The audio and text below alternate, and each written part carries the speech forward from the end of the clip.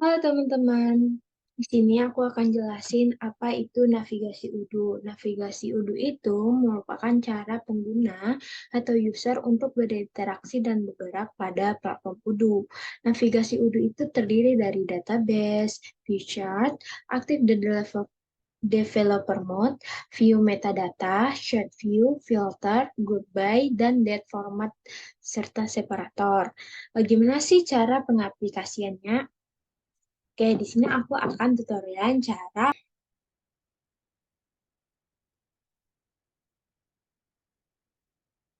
Nah, di sini teman-teman, pertama, langkah pertama untuk pengaplikasian navigasi UDU, tentu kita akan masuk ke UDU-nya sendiri itu, kita bisa masuk ke localhost 8069.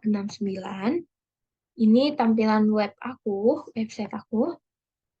Lalu di sini kita logout dulu. Nah, kita ke select, lalu ada manage database di sini. Kita klik manage database, lalu create database. Nah, di sini ada master password, database name, email, password, phone number, language, country, dan demo data. Di sini tuh kita ngisi data-data yang akan kita create untuk database baru. Master password sendiri itu udah kita dapatkan saat pembentukan UDU. Dan database name itu database yang baru, jangan sama lagi dengan database yang sudah ada. Lalu eh, email dan password, lalu phone number, lalu language, lalu negara, lalu kita demokan datanya. Dan setelah kita centang, lalu continue, eh, kita eh, database yang telah tercreate itu bentuknya akan seperti ini. Ini contoh-contoh database yang telah di-create. Contohnya kita masuk ke ERPDB, lalu login.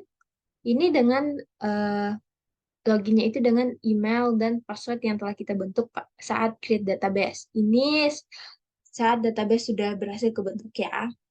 Ini tampilannya. Lalu kita lanjut ke navigasi feature. Navigasi feature itu lebih ke nunjukin tampilan grafis yang menampilkan data dalam bentuk grafis atau diagram. Ini tuh berguna untuk memvisualisasikan data secara lebih intuitif dan memungkinkan pengguna untuk memahami informasi dengan lebih baik.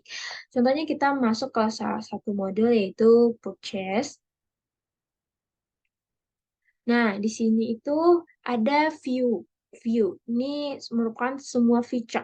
Contohnya ini ada view list. Ini tampilan dari view list tersebut. Lalu ada view Kanban. Lalu ada view pivot. Lalu ada view graph. Terus view kalendar dan view activity. Ini view kalendar ya. Lalu view activity. Nah, selanjutnya ada navigasi Active Developer Mode. Kita tinggal ke setting, pilih setting yang general, bukan setting yang per modul. Lalu scroll paling bawah, itu lalu aktifkan Active the Developer Mode. Contohnya ini. Nah, Active Development ini memungkinkan pengguna untuk mengakses alat-alat dan fungsi teknis yang tidak tersedia sebelumnya pada mode yang pengguna biasa. Contohnya ini ada logo kumbang, di sini ada eh, developer mode yang telah kita aktifkan tadi. Lalu ada view metadata. View metadata itu kita masuk dulu ke salah satu modul, contohnya itu modul purchase. Lalu klik salah satunya.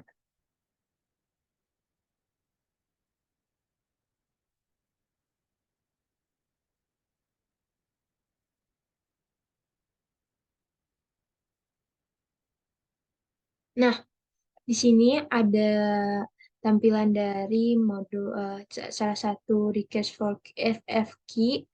Lalu kita bisa select view metadatanya. Dan ini data-data yang ditampilkan. Jadi view metadata itu lebih mengacu pada informasi tambahan tentang struktur dan properti dari objek atau data tertentu yang disimpan dalam basis data UDU. Oke, setelah view metadata, kita lanjut ke navigasi search view.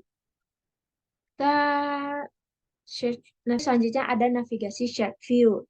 Itu tuh berguna untuk membuat kriteria pencarian yang memungkinkan pengguna untuk mencari data dengan berbagai filter dan parameter. Contohnya ini kita cari di mode purchase, kita bisa cari nomor orderan, misalnya P00012. Nih, muncul kan? Jadi memurahkan kita untuk mencari, nggak perlu scroll-scroll cari satu persatu lagi. Lalu selanjutnya ada filter. Contohnya di sini, filter. Di sini kita misalnya bisa filter yang order date, yang bulan Agustus. Nih, jadi yang bulan Agustus itu belum ada eh, yang order, atau kita bisa filter yang bentar, kita bisa filter orderan yang udah di approve, nih juga belum ada. Itu juga filter ini lebih ke berguna untuk mengelola dan memvisualisasikan data dengan lebih efisien, terutama ketika Anda memiliki jumlah data yang besar dalam sistem UDU. Jadi di sini kita lebih gampang, lebih perkelompokin gitu. Lalu selanjutnya ada group by. Ini group by itu tuh berguna dalam mengelola dan menganalisis data dalam UDU, terutama ketika Anda memiliki jumlah data yang besar dan Anda ingin merinci dan memahami data dengan lebih baik. Contohnya kita group by-nya berdasarkan vendor. Gitu. Proof dulu. Nih. Ini dikelompokkan berdasarkan vendor. Lalu kita coba group by berdasarkan order date-nya. Year. Nih, cuman tahun 2023. Seperti itu. Lalu ada format tanggal dan separatur. Ini bisa kita ke setting dulu. Kita atur di setting.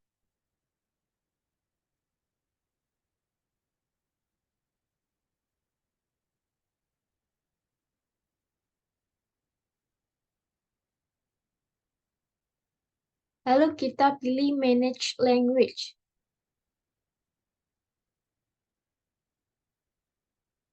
Nah, bentar.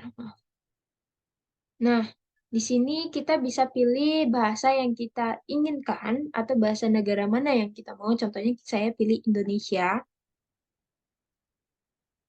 Saya select.